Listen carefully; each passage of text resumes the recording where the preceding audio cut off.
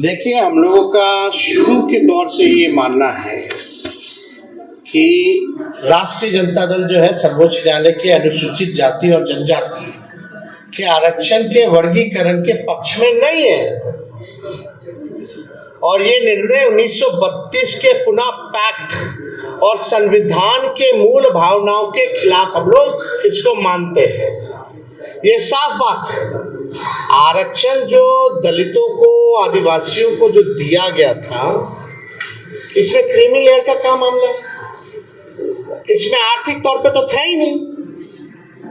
बाबा साहब अंबेडकर ने इसलिए आरक्षण दिया था जो सदियों से या अभी भी जो भेदभाव, ऊंच नीच, छुआछूत, जो डिस्क्रिमिनेशन जो चल रहा था उसको पाटने के लिए ये आरक्षण है। तो इसको तो आर्थिक तौर पे ये आया कहां से मामला?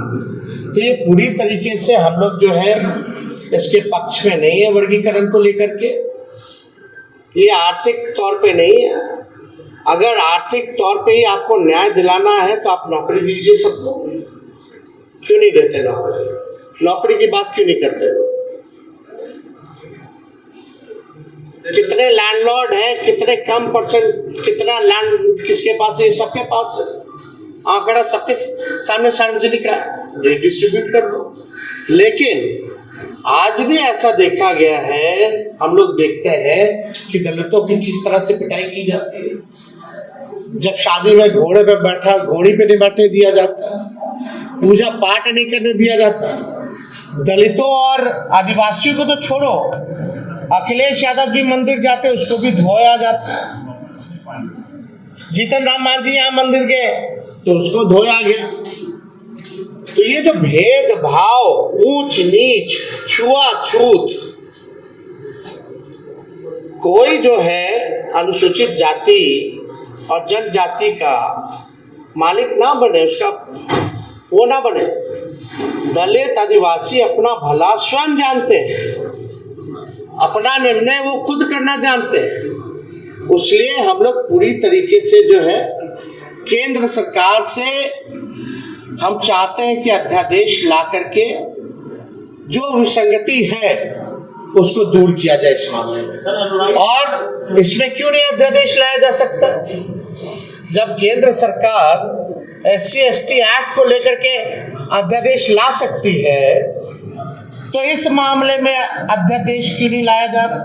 तो हम लोग तो चाहेंगे कि एनडीए की जो सरकार है इसमें अध्यादेश ला करके विसंगतियों को जो है दूर किया जाए। मैं कोई भी बात ऐसी नहीं कहूंगा जो कि कंटेम्प्ट ऑफ कोर्ट हो, बट हाँ, इस बात पर हम लोग की आपत्ति जरूर है।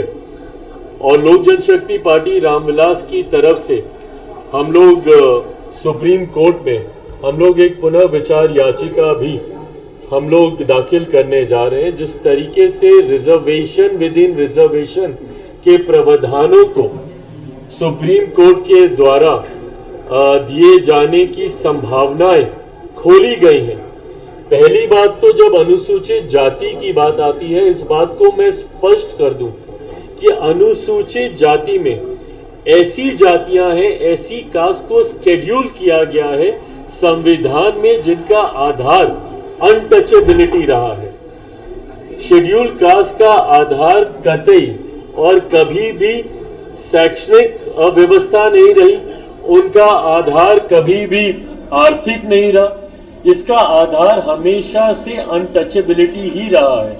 इसमें हमारे संविधान में ऐसी जातियों को शेड्यूल कास्ट के तहत शेड्यूल किया गया है जो कहीं ना कहीं कभी ना कभी छुआछूत का शिकार रही है। तो ऐसे में रिजर्वेशन विद इन रिजर्वेशन का कंसेप्ट शेड्यूल कास्ट में आ ही नहीं सकता। क्रीमी लेयर का प्रावधान शेड्यूल कास्ट में कभी आ ही नहीं सकता है क्योंकि इसका आधार ही अनटचेबिलिटी रहा है। सुप्रीम कोर्ट के ऑब्जर्वेशंस को मैंने पढ़ा है और उसमें कहीं पर भी अनटचेबिलिटी का जिक्र नहीं किया गया है। भाई, आज की तारीख में भी ये उदाहरण हम लोग को देखने को मिलते हैं कि एक दलित समाज से आने वाले युवा को ही घोड़ी पर चढ़ने से रोका जाता है, एक दलित समाज से आने वाले परिवार को मंदिर में प्रवेश करने से रोका जाता है। कई ऐसे उदाहरण हम लोग के सामने हैं जहां पर संपन्न लोग भी जो कहीं ना कहीं समाज में एक अच्छी पहचान बना चुके हैं, वो लोग भी जो दलित समाज से आते हैं, जब मंदिर में जाते हैं तो मंदिर धुलवाया जाता है। तो आज भी इस तरीके के भेदभाव को प्रैक्टिस किया जा रहा है। तो जब भेदभाव छुआछूत के आधार पर हो रहा है, ये भेदभाव कहीं शिक्षा के आधार पर नहीं हो रहा, ये भेदभाव कहीं आर्थिक दृष्टि से नहीं हो रहा है कि भाई आर्थिक तौर पर आप सक्षम हो गए तो अब कोई भेदभाव नहीं होगा।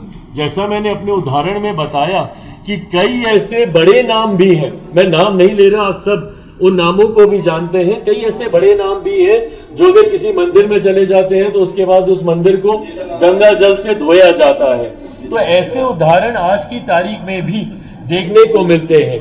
तो जब ये उदाहरण है तो ये दर्शाते हैं कि ये जो भेदभाव हो रहा है ये आपकी आर्थिक दृष्टि पर नहीं हो रहा, या आप कितने कामयाब हो गए हैं अपने क्षेत्र में उसको लेकर नहीं हो रहा।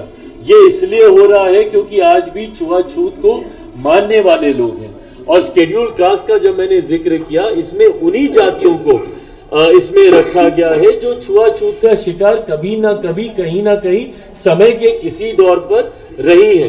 तो जब आधार आपका छुआछूत है तो ऐसे में क्रीमी लेयर का प्रावधान या रिजर्वेशन विद इन रिजर्वेशन का प्रावधान हो ही नहीं सकता है। इसीलिए मैं और मेरी पार्टी लोक जनशक्ति पार्टी इससे असहमति रखती है और इसीलिए हम लोगों ने पुनर्विचार याचिका सुप्रीम कोर्ट में हम लोग आने वाले दिनों में हम लोग दाखिल करने जा रहे हैं। भाई देखिए, मैं सरकार का हिस्सा हूं और मेरे पास सरकार के भीतर इन चर्चाओं को करने की गुंजाइश मुझे मिलती है। कोई अध्यादेश आएगा नहीं आएगा, इस पे कानून बनेगा नहीं बनेगा, जरूर मैं चाहता हूं, पर ये तमाम बातें गठबंधन के भीतर करने की है, क्योंकि मैं खुद आज की तारीख में सरकार का हिस्सा हूं। ये गठबंधन के भीतर ये बातें की जाए। इसके बाद आप कहा भाई देखिए, पुनर्विचार तो ये हम लोग का अधिकार है। हम लोग किसी भी जजमेंट को लेकर पुनर्विचार के लिए कोई भी व्यक्ति हो, कोई भी संगठन हो, कोई भी संस्था हो जो उससे सहमति नहीं रख सकती है, ये एक कानूनी अधिकार है हम लोग के पास, जिसका इस्तेमाल हम लोग जरूर करेंगे। पढ़ते रहिए fight against criminal daily newspaper. आज की खबर में बस इतना ही। वीडियो को लाइक करें और चैनल को सब्सक्राइब कर ले, जिससे आने वाली वीडियो की नोटिफिकेशन आपको मिलती रहे।